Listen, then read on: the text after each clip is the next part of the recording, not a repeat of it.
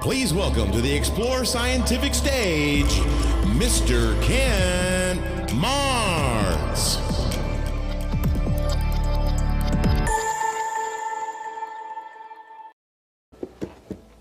Hey everybody, Kent Marts here from Explore Scientific. Welcome to Monday's Facebook/YouTube live broadcast. Mondays are How Do You Know? And we're going to start off with the Galileo scope. Did someone steal your hair? No, it's all laying in the backyard for the birds to use as their nesting material. Okay. Yep, it feels so much better now. I'm like looking at you on the monitor here, and I'm like, something's wrong. Yeah, you got my hairs cut. You need to get those old Puritan hats. Why? Well, the Quaker Oats. Wilford Brumley. Cowboy hat. Cowboy hat. Wilford I was Brumley. being nice. So I asked my wife to give me a haircut, and she went, "Clip, okay, I'm done." And I said, "Okay, I need a hair's cut." "Oh, that's different." So, burrs are easy. You can give them to yourself. At least I tried. My wife came out and laughed and says, "I'll clean that up." And she cleaned it up, and I look much better than I would have otherwise, apparently. So anyway, we're going to talk about how do you know what's inside a telescope and how does a telescope work. We're going to do that today by talking about the Galileo scope. The Galileo scope was created back in the early 2000s as... So, Annie says yes. You're not allowed to sigh. That's for her. So it was created for N. International Year of Astronomy in like 2009, I think it was. Ken. Yes. Ken N. says Monday shade is real. Monday shade is real, indeed. So I don't know we're what going to that open means, up the but old okay. box. We're going to talk about what's inside a telescope. The Galileo scope is a STEM education product. We have all sorts of educational links on our website. If you go to the Galileo page on the website, I'm going to put this box together so I can not tear it up. It comes with, this is a telescope you put together. It comes in pieces, including all the eyepieces and lenses and everything else. And this is how the box is going to show up roughly right here. Let's see, Yeah. probably going to have to come up a little bit looking at the camera. I'm busy. What's he busy doing? My monitor's not working. I don't know what camera 2 no, looks like. his monitor's not working. I don't know what camera 2 looks like. Well, okay, we're going to go on down the road. Then it comes together in this box right here. There you can see it up high. Has all the pieces in there. There's a carrier piece down the bottom.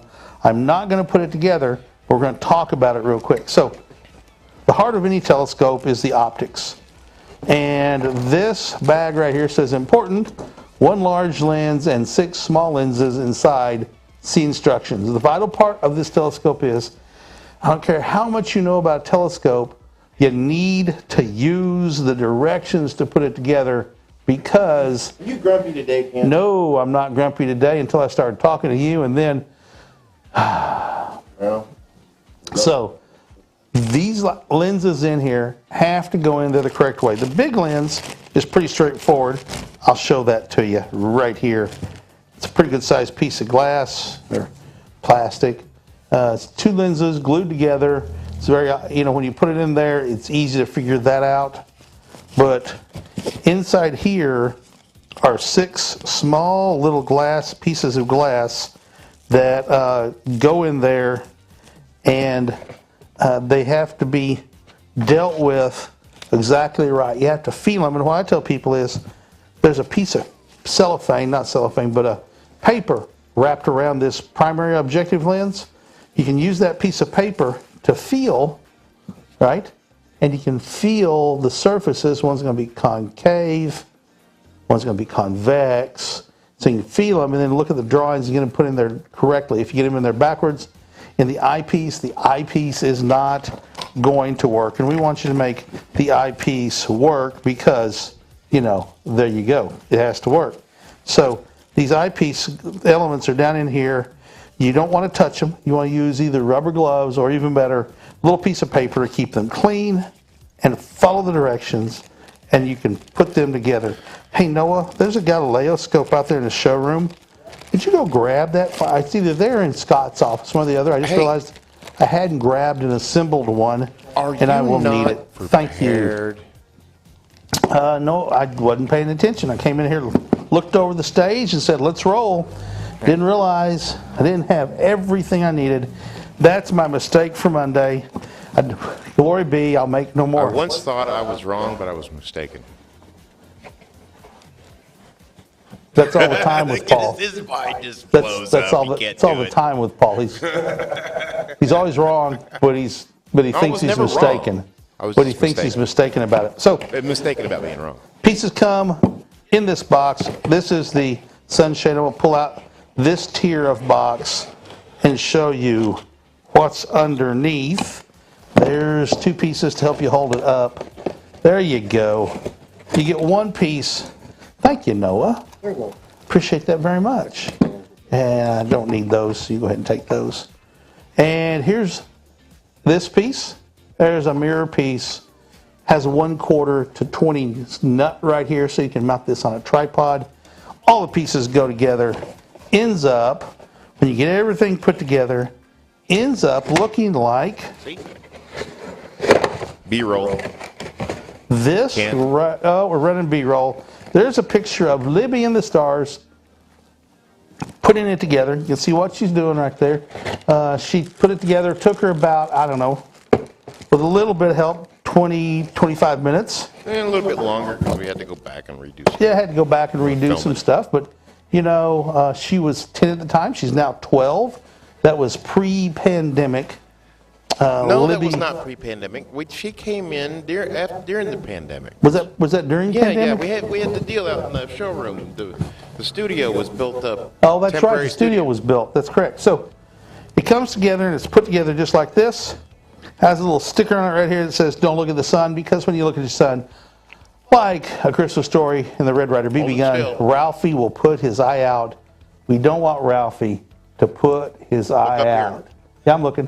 So this is the telescope right here. Right, you can look down it, spin it around a little bit, and you've got, this is how you focus it. Slides in and out. Very simple mechanism based on the design that Galileo had to use. It comes with different eyepieces. This one has the Galilean eyepiece installed, which is very difficult to use because, which Galileo had to do with, it's got a very narrow field of view. It's like 1/4 of a degree.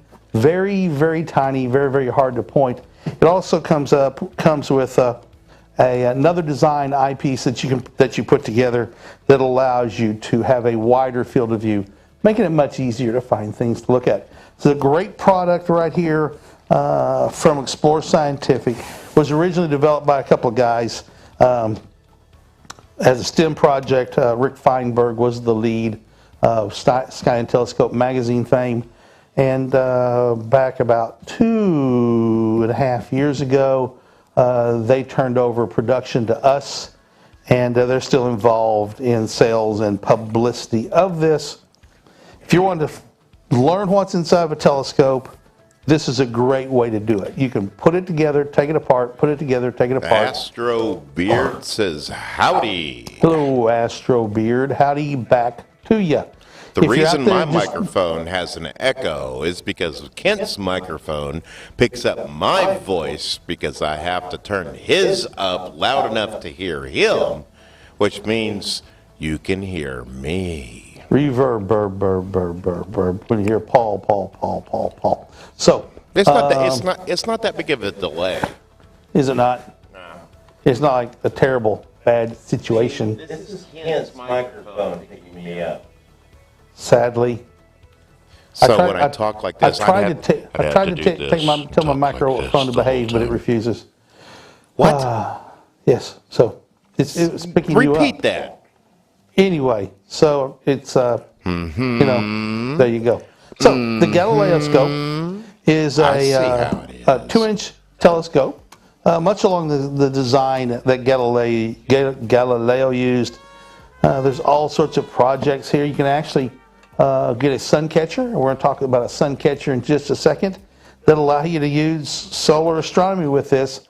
If you're going to do solar astronomy with any magnifying optic or any optic, your Mark 1 eyeball being an optic, you need to have solar safe film. Astro Beard says howdy. Howdy, partner. You already said howdy back to him. So, the sun catcher is a device from Explore Scientific that can be sized to fit effectively any telescope out there, because the backside comes with hard foam pieces that originally show up as a triangle. This one is designed to fit one that's bigger than this. But as you can see, you simply cut the piece down to where it gets a good snug tight fit on your telescope. This is not a snug tight fit. This is for a different size telescope, but I had it here. This one would work fine for the Galileo scope as a sunshade, or excuse me, a sun catcher, so you can safely filter the solar light down to a level that will not injure your eye or your telescope for that matter. So with this, you can put on binoculars if you want to, one for each side. You can put it on a big Newtonian telescope. You can put it on refractors. You can put it on Schmidt Cassegrains. You can order one size that fits yours. If you don't know which one it is, contact Explore Scientific's customer service, and they'll figure out which one you need to order to fit your specific telescope. We are also in the final process of picking the winner. Yeah, I think we're going to announce that Wednesday. Go ahead and talk about that. Plan this Wednesday at this point. So, Reyes Motori says, is that a javelin missile? No, it's way too small to be a javelin missile. That's what I was thinking. Yeah. The javelin's the size of a car, isn't it? No, javelin's the one that goes on the shoulder, isn't it? I believe it's shoulder fired. Yeah, it's actually about that big. To me, this looks like a torpedo almost, rather than a missile, but I guess you could probably put enough small rocket motors in it and launch it. Is it a star streak? I don't know what that is. I guess it was going fast enough, it'd be a star streak. Nope, it's a Galileo scope. If it's going that fast, it's just going to melt from the friction. Yeah, if it's going supersonic, this thing will probably melt. Yeah, just from friction. Yeah, from air friction. But it'd still be fun to try and accelerate one to supersonic speed, wouldn't it? I think it'd I think it'd be a hoot. Sounds like a science project out there for us one day. Nah. So put a bunch of little rocket motor in it and see what we could do. Or a big rocket motor. You know, if you have big enough for those Estes rocket motors, you can lift off anything. You could launch anything with a largest man-made explosion ever. What's not nuclear? What is it? It probably was an ammunition dump that exploded during World War II. Nope. What was it? One more guess. Boy, you're talking about 100 million tons of TNT. I'm Let's see. buying time so I can get it up on the screen. Let's see. How close was I? Not even. I know the Russians used some nuclear bombs to try and build a dam. No nukes. To change the course of a region. We did that too. No, I think we did. I don't think we did. I think we talked about it, but we didn't do it. The Russians actually did it. No, we did. Soviets. We did. Excuse me. The Soviets, not the Russians. Yeah, Soviets, not the Russians. The Soviets, not the Russians. I don't know, Paul. What was it? I see what's happened. I see what's happened. Get this up here. He threw some trivia out and was not prepared with the answer. I want to show the video. Rocket. So it's rocket. It has to do with the same thing we're talking about. There it is. All right. So I got that. What rocket was it? Go back to here. Where's my screen? Oh, man. There it is. Top left. That's where What rocket was it? It is a Soviet-era rocket. That went boom? That went boom. Yeah. Launch pad boom or up in the air boom? Both. We had plenty of those, They too. launched 4 of these. So here we go. Merge. I could show this because all this is... Russian or Soviet, not copyrighted. yeah, it's correct. So they were trying to go to the moon, right? They had 30, their motor was a 30-engine motor. And when it took off, one of the engines failed. And, oh my gosh, it just exploded like crazy. Let's see here. Let's get... You're going to have to find the video. This crazy motor. This is the rocket right here. Look at those motors. Isn't that insane? Those are engines. Yeah. Well, motors, engines, interchangeable. Largest explosion ever. So there. Get to the fun. Or the sadness, because there's probably a human or two at the top. No, it was they were unmanned. Oh, okay, these are unmanned. Yeah. There's it on its side.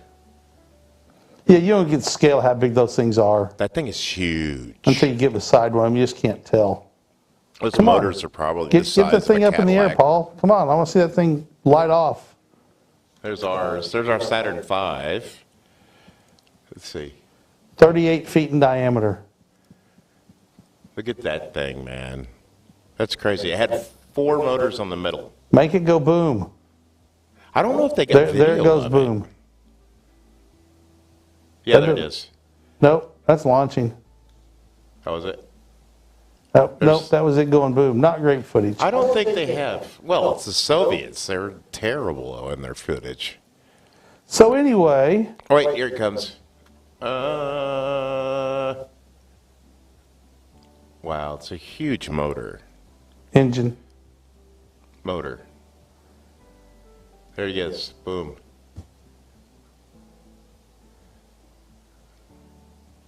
$2,300 tons of propellant. They used a kerosene. Look at that. Well, I made a mushroom cloud because that big of an explosion. That cloud just caught on fire and stayed on But fire. the cool part about an explosion like that is there's no radiation. Yeah. It doesn't have the same effects.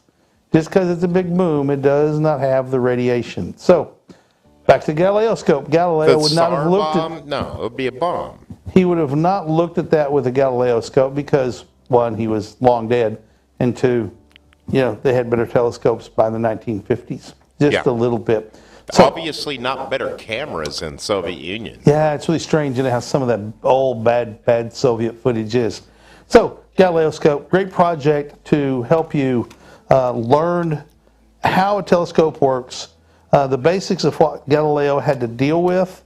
You can use it for anything. In fact, Gary Palmer attached a camera to it and shot some really nice footage of the rising moon in England. Gary Palmer is a English, British, United Kingdomer. I don't think that's British, the way they're called. United Kingdomer. No. He's a Brit who does astrophotography and does pretty good work. I believe he lives in Wales now. So anyway, that's where my ancestors we're also are going to from. talk about your ancestors are Wales? Yeah. Welsh. Yes. Whalers? Yes. Whalers. Probably. There may be one or So two we're of getting ready those. to go over to Amazon Live here in a couple of minutes. We start at top of the hour at 2 o'clock.